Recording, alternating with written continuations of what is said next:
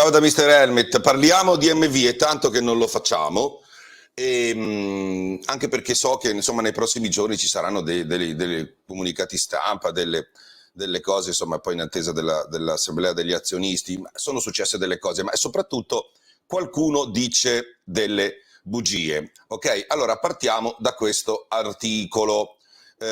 Trunkenpods, come trasformeremo MV Agusta senza licenziare nessuno. Questo articolo è seguito dalla replica di Sardarov, resterò insieme a MV eccetera, ma allora io avevo fatto già un articolo, l'avevo fatto a marzo, ok? A marzo.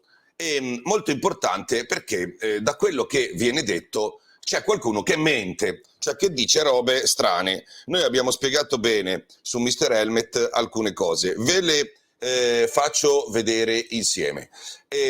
Allora, intanto,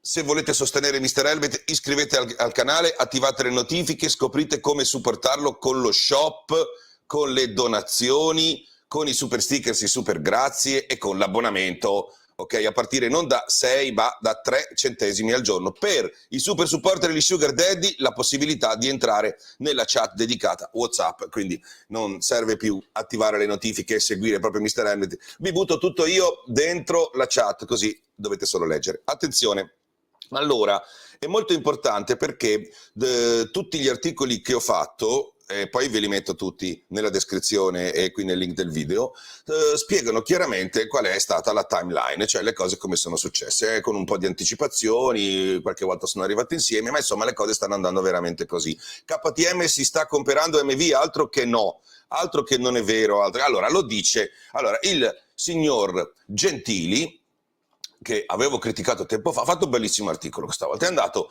a pizzicare Trunkenpols di KTM che non si è regolato. Ok, ecco come trasformeremo MV Agusta senza licenziare nessuno, che è la cosa, no? Del 12 maggio.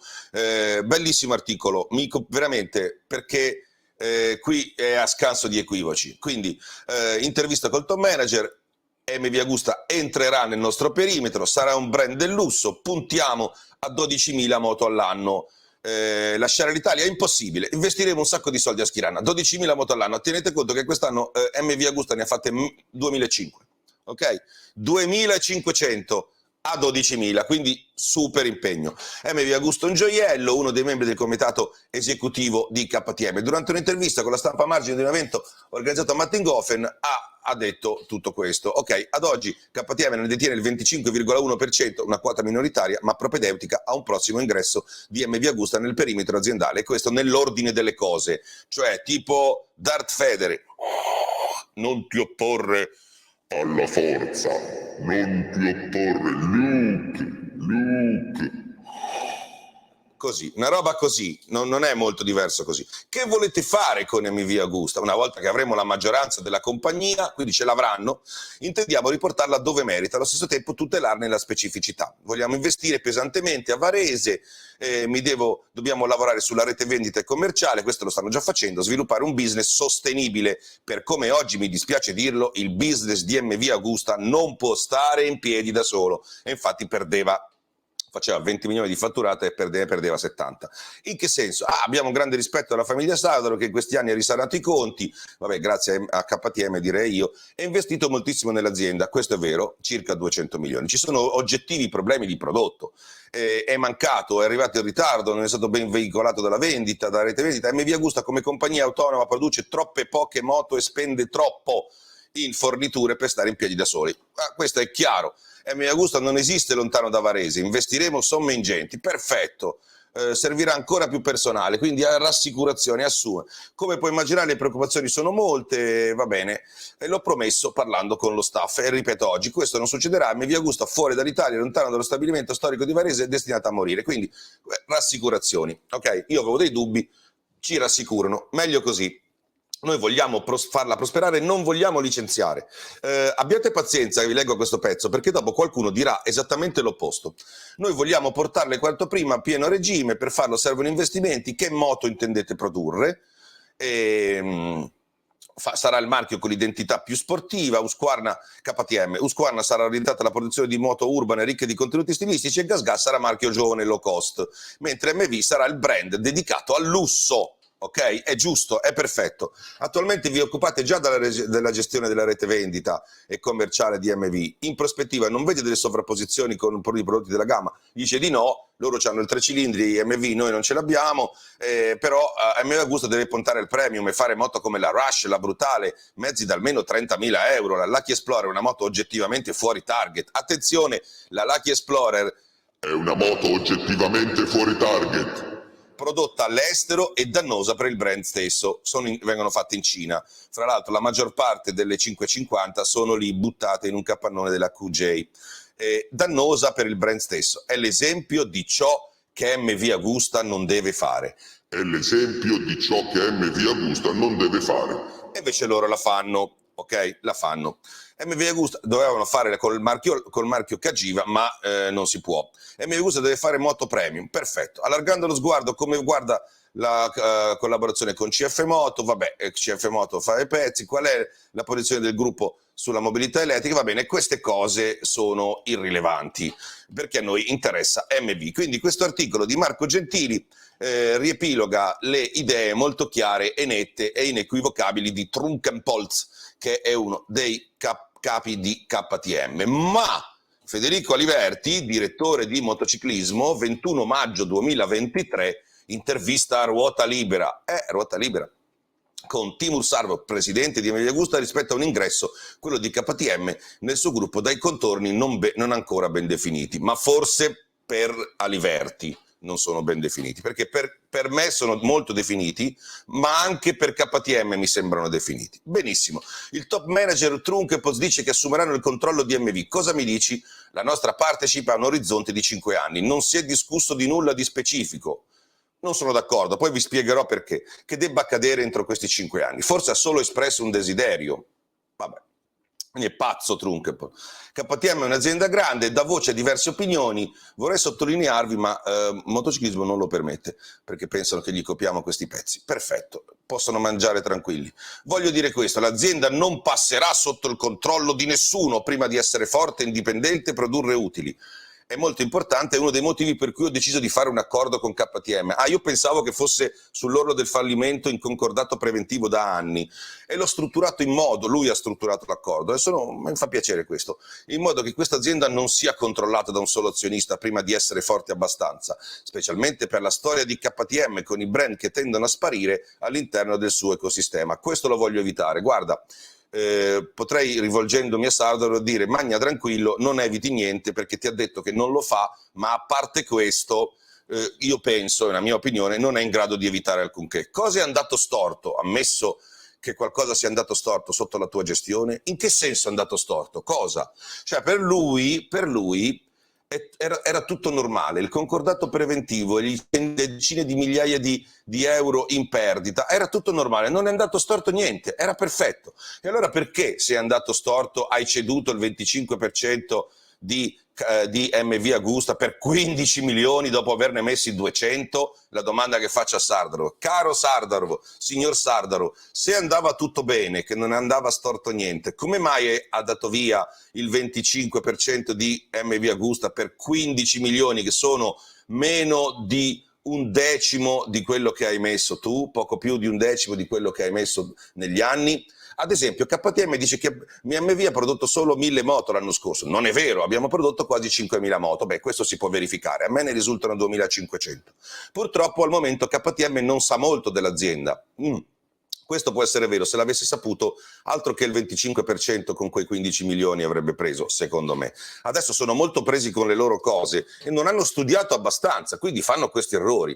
Sarà contento Trunkenpolz di sapere questa cosa, quindi sono un po' dei sempliciotti quelli di KTM. Bene, se KTM dovesse mai, perché poi a Aliverti, se guarda bene, insomma, inserzionista, lo devi trattare bene. Se dovesse mai acquisire la maggioranza, rimarresti in azienda magari con un ruolo diverso. Fra 5 anni, a partire da adesso, avremo insieme il controllo congiunto dell'azienda, noi e KTM. Per questi 5 anni io rimarrò qui. Allora, ammesso che ci sia un contratto quinquennale, va bene, a me risultano 3 anni, però non è importante, come CEO di MV Produzioni.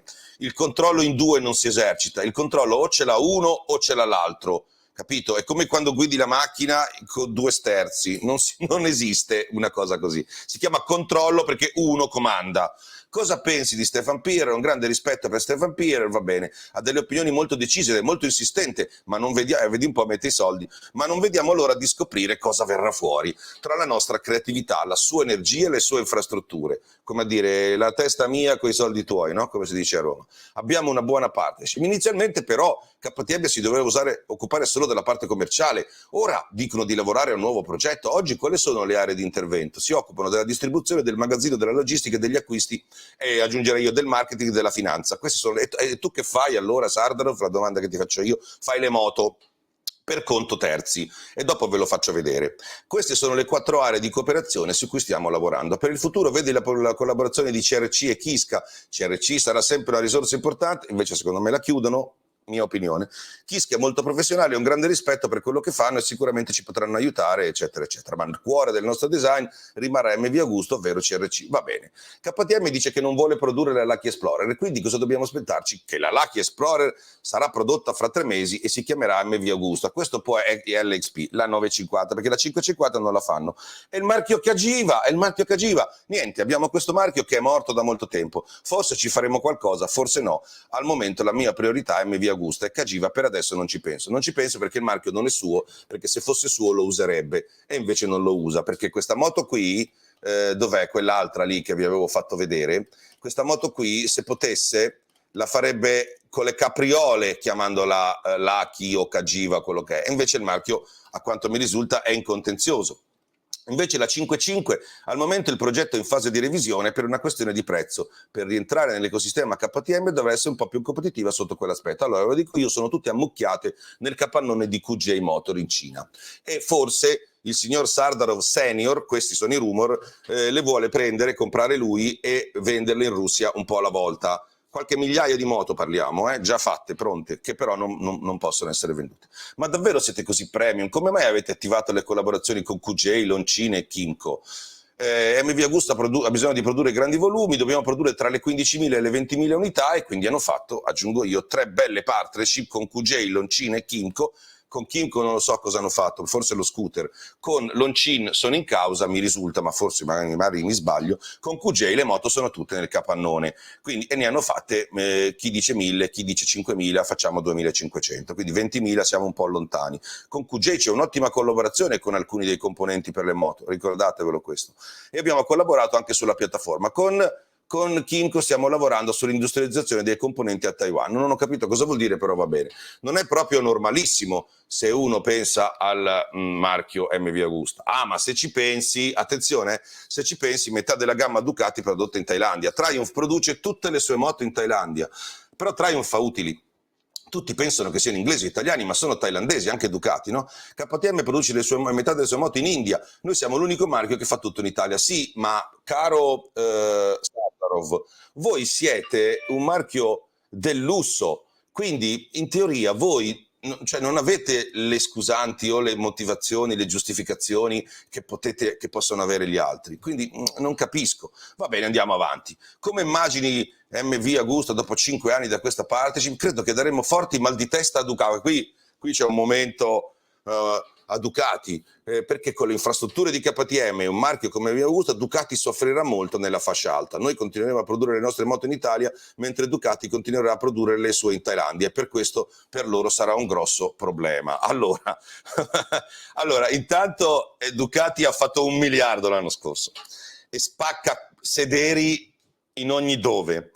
E poi hai detto anche tu, ha detto anche lei, caro Sardarov, che vuole produrre all'estero, anche in Cina, eccetera, e adesso voi producete in Italia, e poi prima ha detto che era una cosa buona, che bisogna farlo, produrre all'estero, adesso è quasi una cosa brutta che Ducati produca in Thailandia, ma mica produce le moto premium, non tutte, ma poi proprio Ducati bisogna andare a mungere, che quelli sono in super utile, in super erezione, vincono la MotoGP, vincono la Superbike, c'hanno la Moto E. Ma quale momento di onnipotenza coglie? Però adesso vi dico come stanno le cose secondo me, o meglio, più che secondo me, secondo le carte. Allora, innanzitutto è questo.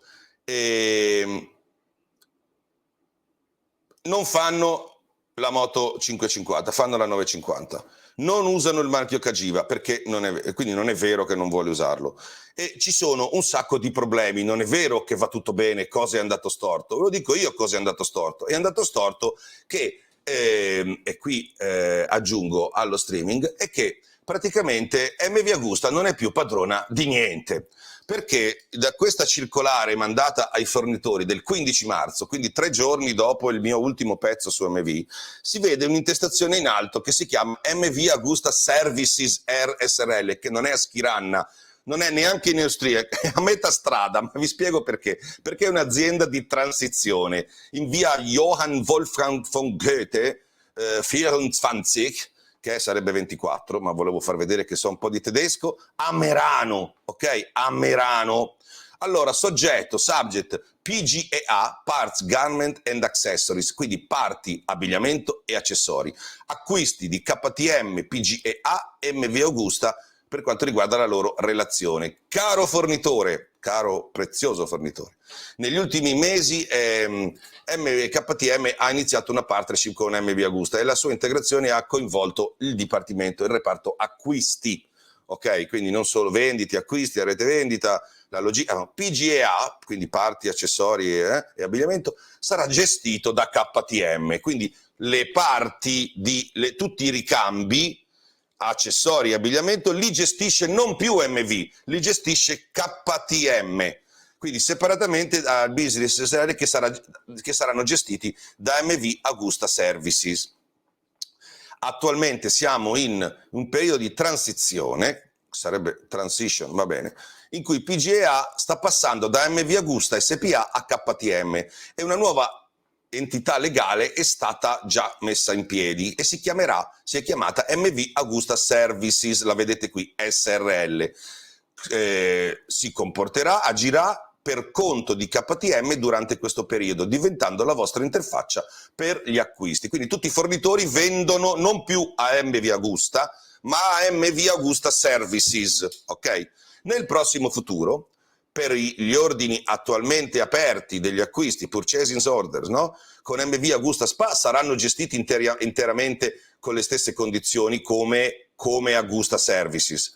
E invece con i nuovi ordini di acquisto KTM PGA saranno gestiti separatamente, dipende dalle richieste, no? dalle richieste dei tempi di consegna. I nuovi acquisti che precedono il 31 luglio 2023 saranno gestiti da MV Services, quindi la società di transizione. E i nuovi acquisti, le nuove dei fornitori, saranno dopo il 1° settembre, saranno gestiti, perché poi agosto si va in ferie, da KTM AGPEA. Allora, questo era per spiegarvi questa cosa. Cosa succede? Che MV Agusta non compra più niente. Compra MV Agusta Services, che è una società di transizione fino al 31 luglio, e poi compra direttamente MV, quindi viene shippata la parte degli ordini. Allora, qual è il problema? Il problema quindi è questo, cioè è una società che compra per conto di MV, poi manda a lavorare le parti, i pezzi, a montarli, ad assemblarli in MV, MV li assembla, li rivende a KTM, a quest'altra società. Ok? Quindi la cosa divertente è che il business delle moto, signori, come quello delle auto, è un business di fatturato. Cioè, cosa succede? Che tu produci e vendi. Ma se tu produci, vendi un altro e l'altro vende, tu fai solo un piccolo margine, diventi un terzista. Sei come quel signore a Napoli che produce le scarpe, i jeans per Armani e glieli dà ad Armani, ci guadagna un poco e poi Armani ci mette il prezzone. Ok, quindi l'MV di Sardarov, di cui è amministratore delegato Sardarov, che dice che è tutta sua, è un MV che fa solo produzione e fa da terzista, quindi è un terzista e fa, che ne so, il 10, l'8, l'11% di margine. La vera azienda che vende l'MV è KTM, quindi MV Agusta produce a Schiranna, sotto Sardarov, le motociclette che non sono sue, non le fa per lei, le fa per KTM, e KTM che le vende, fa il marketing, fa gli acquisti, non so se mi sono spiegato, penso di essere stato abbastanza chiaro, ma questa cosa io l'avevo già detta qui, in questo articolo qui, ok? Qui ci sono tutti gli ultimi, ma in quest'ultimo l'avevo già spiegato. L'avevo spiegato qui e mi si erano incazzati che mi volevano denunciare. L'avevo spiegato qui. Ce ne sono tanti di articoli su MV che ho scritto. Quindi la verità è questa. Allora, non è vero che non è andato niente storto, perché se non fosse andato niente storto non avrebbe venduto il 25% a 15, e il 75% se lo sarebbe tenuto. Cioè, non so se mi sono spiegato, perché 15 per 4, che è il 100%, fa 60, lui fa 100, lui di milioni ne ha messi, 15 per 4 fa 60, cioè il 100%, lui di milioni per il 100%, quando era, diciamo così, proprietario, ne ha messi oltre 200, quindi vuol dire che qualcosa è andato sì molto storto, ok? E il concordato preventivo si è chiuso solo dopo l'ingresso di KTM, quindi voglio dire, le moto non sono 12.000, non sono neanche 5.000, si può vedere quanti sono le vendite, non è difficile, ci sono dei posti dove lo puoi andare a vedere. Cagiva non è un marchio tuo che non usi, è un marchio che non puoi usare, se no l'avresti usato. La 550 non è che si sta mettendo d'accordo, no, sono già tutte pronte, le devi prendere, ma non te le fanno fare perché non hai l'autonomia di decidere che vuoi fare la 550, ti fanno fare la 950 perché forse è una mia opinione, qualcosa che forse si discosta un po' e costerà un po' di più e va bene, poi ne venderanno 35, però di fatto non è così. Quindi con Loncin non so se va tanto bene. E poi c'è una cosa abbastanza fastidiosa, che è quella delle fatture. Ci sono rumors che parlano di alcuni concessionari, i quali sono stati azzerati come rete vendita, no? Perché poi la rete vendita viene rifondata, che praticamente lamentano di aver ricevuto diverse fatture che poi sono state, come posso dire, cedute come credito a General Finance, che è la banca di MV, è assolutamente ingiustificate, cioè forse adesso o di servizi o di moto che non sono arrivate, per le quali dopo sono state ridati degli storni. Quindi che cosa c'è di preoccupante in questo? Non è che per caso sono state fatte delle fatturazioni che non c'erano per avere, diciamo così, un'evidenza diversa, e poi sono stati fatti gli storni, ma in banca sono già stati, diciamo così, ceduti i crediti. Insomma, anche questo è abbastanza interessante, perché insomma questi rumor variano e sono abbastanza diffusi da vari concessionari. Ne avevo parlato anche in precedenza, ne avevo parlato qui in questi articoli qui. Quindi allora c'è qualcosa che non mi torna, perché Trunkenpolz qui ha detto delle cose molto chiare, che si prendono l'azienda, che è già loro, e in realtà la parte importante dell'azienda, quella che vende, fattura, fa la logistica, fa il marketing e decide il piano industriale, è già nelle mani di KTM, ok? E quando avremo la maggioranza, quindi vuol dire che è solo una questione di tempo, non ha detto se avremo la maggioranza, mentre invece la parte produttiva, quella è in mano assolutamente sì il signor Sardarov, che però se non ci può fare niente, o le moto le vende a KTM o se le mette dentro casa.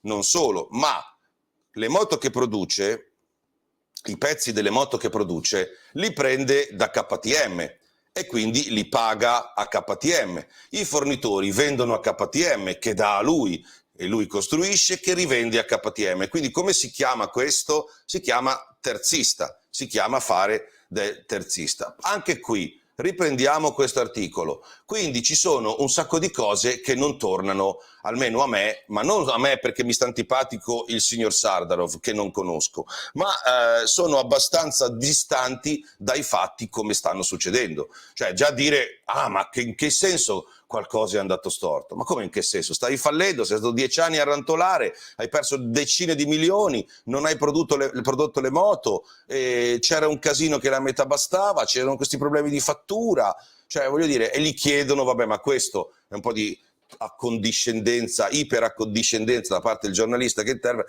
che insomma cosa farai, cosa deciderai. Secondo me non decide tanto il signor Sardarov, decide KTM, che morbidamente si sta prendendo l'azienda, che è, come abbiamo detto, in tutti i servizi di Mr. Helmet. 25 minuti sono tanti, ma era importante leggervi i due punti di vista, quelli di Trunkenpolz, no? che che è stato trattato come un deficiente, perché gli ha detto, ma loro sono distratti, hanno un sacco di pensieri, non hanno capito molto, non è che sono proprio attenti, cioè, una roba fenomenale, no? Questa. E alla fine, cioè, non è che sono molto informati, cioè, è un cretino, Trunkenpohl. Cioè, quelli di KTM, ma quelli non sanno niente. Quindi, secondo lui, questi si sono comprati un'azienda come MV senza sapere niente. Va bene. E dall'altra c'è Trunkenpohl che dice, guarda, non è oggi, non è domani, ma dopodomani ce la prendiamo, vogliamo fare questo, questo e questo, certe moto non le devono fare, certe moto le devono fare, li faremo questi, questi e questi, non licenzieremo nessuno, e anche la parte di difesa di Sardarov delle maestranze, degli impianti di KTM è senza senso, perché uno, non è lui che li può difendere, secondo me. Due, KTM non ha nessuna intenzione, a meno che le cose non cambino, di licenziare, ridurre, sminuire, sminuzzare, eccetera. Poi se lo vorrà fare, ragazzi, tranquilli, che quando avrà in mano tutto, con calma e con sapienza, potrà fare anche questo. Spero di essermi spiegato. Nei prossimi giorni usciranno notizie di MV, però di fatto, ragazzi, ci sono qualcuno non dice le cose come stanno. Spero di non essere io, ma mi sembra di no. Però o KTM o MV nella persona di Trunkenpohl, che rappresenta Pirer, non è un pazzo ubriaco che ha bevuto troppe birre e ha deciso di parlare ai giornalisti, o Sardarov di MV, qualcuno dei due non dice le cose veramente come stanno, perché non c'è una via di mezzo fra queste cose qui. A me risulta che MV sia che il signor Sardarov controlli un 75%, che però de facto, sembra strano, vale meno del 25% che ha ceduto, perché non è strategico. Poi magari mi posso sbagliare, non ho queste grosse competenze io. Ok? Ciao da Mr. Helmet.